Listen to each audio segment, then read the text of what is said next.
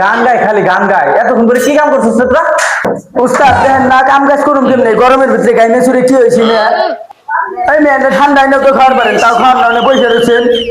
আরে স্যার, এটা কোনো গরম হইলো নাকি? কত সুন্দর ঠান্ডা। হ্যাঁ ওস্তাদ, একটা ঠান্ডা খাওয়ান না ওস্তাদ।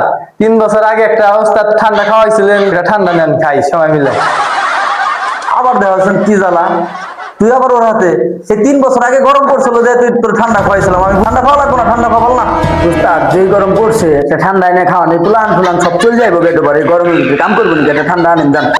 আর আজকে তো ঠান্ডা খাওয়াই। ওই মাসুদ এইদিকে আয়। আচ্ছা ঠিক আছে, তোরা যখন আমার ছাড়বি না, খাইস মজু খাইস, এতটুকু গরমে মজু খাওয়ার দরকার আসছিল না।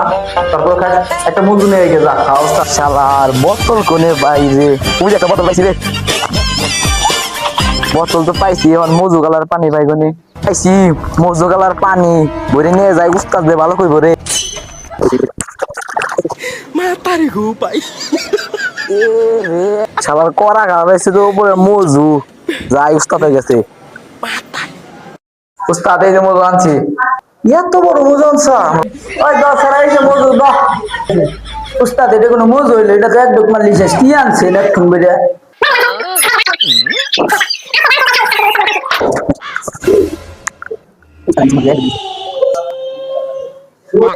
এত স্বাদ মজু, মন মজু তো কোনদিন খাইনি কি?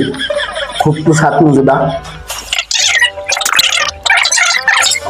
উস্তাদ এক একা মজু খাই নিয়েছেন কি? আমাকে তো দিয়ে দেখায় মজু। এনে দাও, খাইয়ে দেখ কি স্বাদ, সেই স্বাদ। এত স্বাদ কেন মজু?